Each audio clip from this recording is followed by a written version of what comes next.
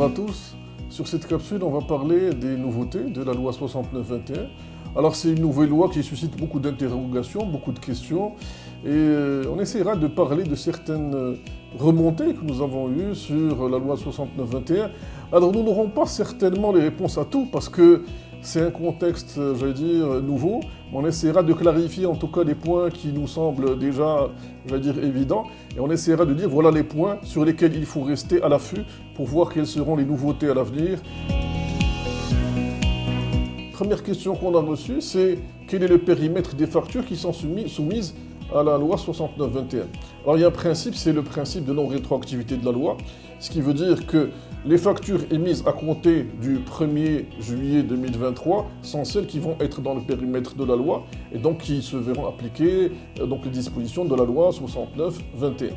Et donc la question qui s'est posée, qui se pose déjà, c'est de dire j'ai un fournisseur avec des factures anciennes, des factures après le 1er juillet 2023, comment je vais faire ma gestion, etc. Donc tout ça, à mon avis, c'est aux entreprises de bien évidemment de tenir compte de ce nouveau cadre légal et de dire je suis à partir du 1er juillet 2023 dans le champ d'application de la loi. Concernant cette question, l'idée étant de dire que la loi, par principe, elle a prévu bien évidemment, elle est applicable entre commerçants. Maintenant, se pose cette question de dire que oui, des établissements publics.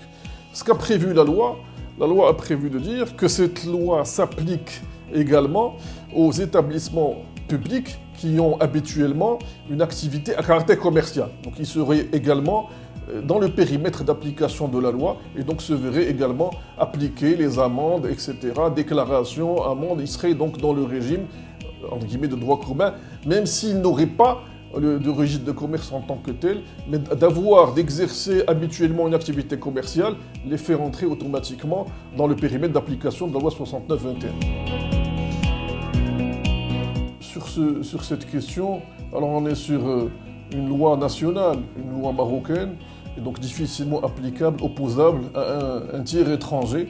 Et donc de ce fait, de mon point de vue, un fournisseur étranger n'est pas concerné par les dispositions de cette loi. On est sur une loi donc, qui concerne des intervenants qui sont présents. Les deux parties doivent, à mon avis, être présentes sur le territoire national pour se voir appliquer une loi qui est marocaine, la loi 69-21.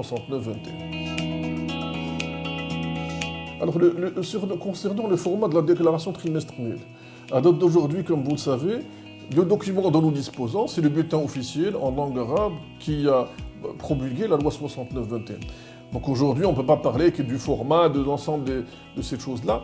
Il faudrait sans doute aussi, moi je pense, l'idée, ça serait certainement, on aura certainement un cahier de charge EDI qui va définir le contenu de cette déclaration.